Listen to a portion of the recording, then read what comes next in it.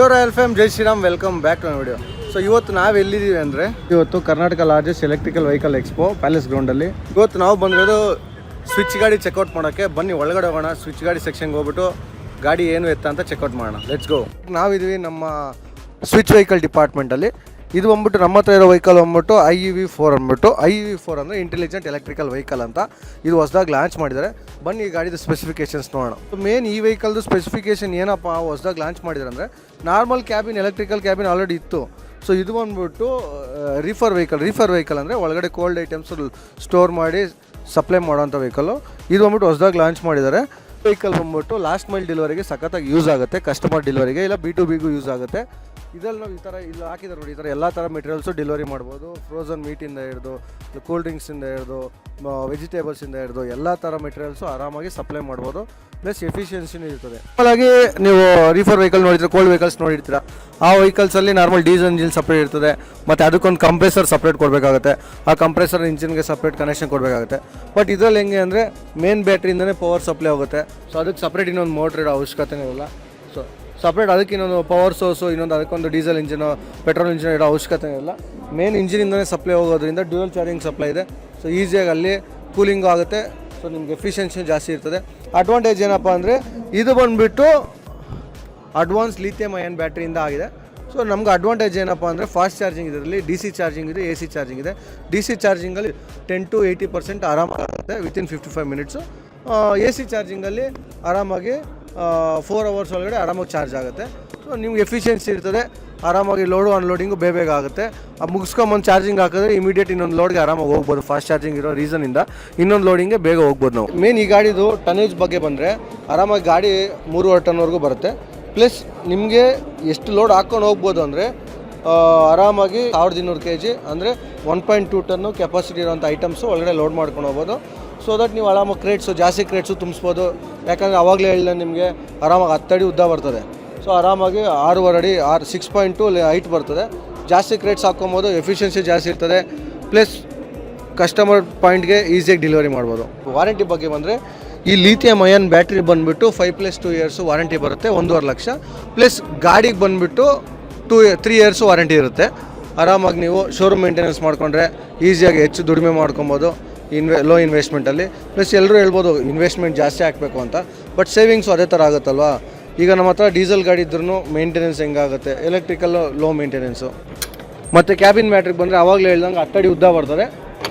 But height ಬಂದುಬಿಟ್ಟು 6.3 ಬರುತ್ತೆ ಇದು ಹೈಟು. ಪ್ಲಸ್ ಇದು ಹಿಡಿತು ಬಂದುಬಿಟ್ಟು 5.8 5.9ವರೆಗೂ ಬರುತ್ತೆ. ಸೊ ಆರಾಮಾಗಿ ಜಾಸ್ತಿ ಕ್ರೇಟ್ಸ್ ಹಾಕ್ಬೋದು ಆವಾಗಲೇ ಹೇಳ್ದಂಗೆ. ನೋಡಿ ಬಾ ತಣ್ಣ ಗಾಳಿ ಬೀಸ್ತಾರೆ. ಬಿಸಿಗಾಲದಲ್ಲಿ ನೆನ್ನಗೆ ಮಲ್ಕೋಬೋದು ಒಳಗಡೆ. ಬರ್ರಿ ಒಳಗಡೆ ಹೋಗ್ತೀನಿ ನೋಡ್ರಿ. ಹೆವಿ ತಣ್ಣಗಲ್ಲ ಬಾವು, ಸಖತ್ತಾಗಿದೆ. ಇದ್ರದ್ದು ಬಂದುಬಿಟ್ಟು ಒಳಗಡೆ ಕ್ಯಾಬಿನ್ ಟೆಂಪ್ರೇಚರು -25ವರೆಗೂ ನಾವು ಸೆಟ್ ಮಾಡ್ಕೊಬೋದು. +25ಇಂದ -24ವರೆಗೂ ಸೆಟ್ ಮಾಡ್ಕೊಬೋದು. ಸೊ ನೀವು ಯಾವ ಮೆಟೀರಿಯಲ್ಲು ಲೋಡ್ ಮಾಡ್ತೀರಿ ಅದ್ರ ಮೇಲೆ ನೀವು ಆರಾಮಾಗಿ ಟೆಂಪ್ರೇಚರ್ ಸೆಟ್ ಮಾಡ್ಕೊಬೋದು. ಅದು ಯಾವ ಥರ ಸೆಟ್ ಮಾಡೋದು ಏನು ಅಂತ ಕ್ಯಾಬಿನ್ ಒಳಗಡೆ ತೋರಿಸ್ತೀನಿ. ಸದ್ಯಕ್ಕೆ ಇದಂತೂ ತಣ್ಣಗದೆ.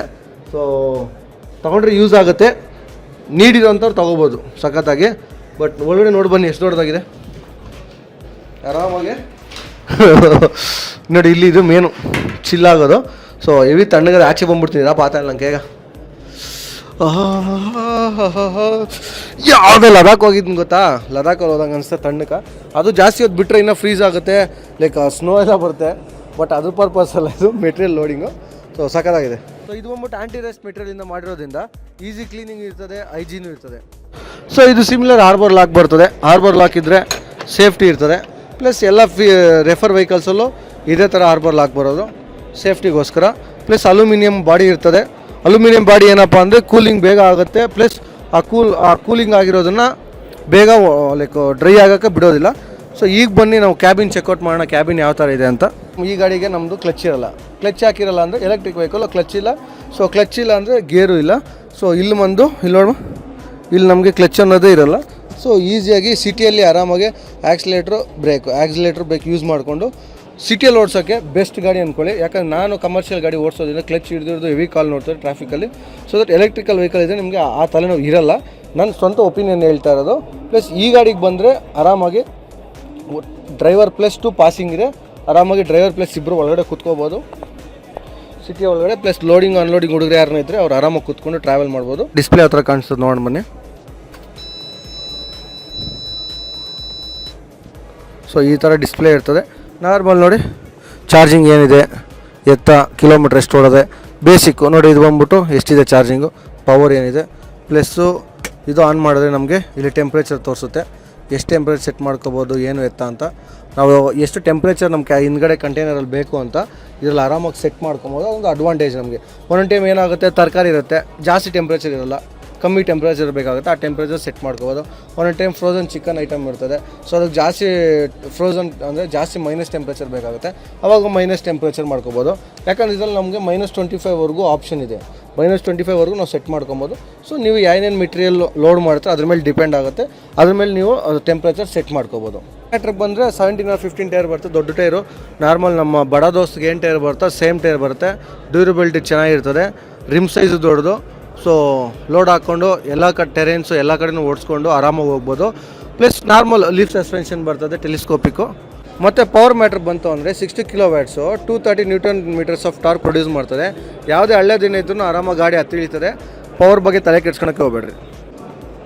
ಸದ್ಯಕ್ಕೆ ಇದು ನಮ್ಮ ಇವತ್ತಿನ ಸ್ವಿಚ್ ವೆಹಿಕಲ್ನ ರಿವ್ಯೂ ವಿಡಿಯೋ ಆಗಿತ್ತು. ಇದೇ ಥರ ವೀಡಿಯೋಗೆ, ಇದೇ ಥರ ಕಂಟೆಂಟ್ಗೆ ಸಬ್ಸ್ಕ್ರೈಬ್ ಮಾಡೋಕ್ಕಂತೂ ಮರೆಯೋಕೆ ಹೋಗ್ಬೇಡ್ರಿ. ಸೊ ನಾನು ನಿಮಗೆ ನೆಕ್ಸ್ಟ್ ವಿಡಿಯೋಲ್ಲಿ ಸಿಗ್ತೀನಿ. Until then take care, bye. ಜೈ ಶ್ರೀರಾಮ್, ಜೈ ಆಂಜನೇಯ.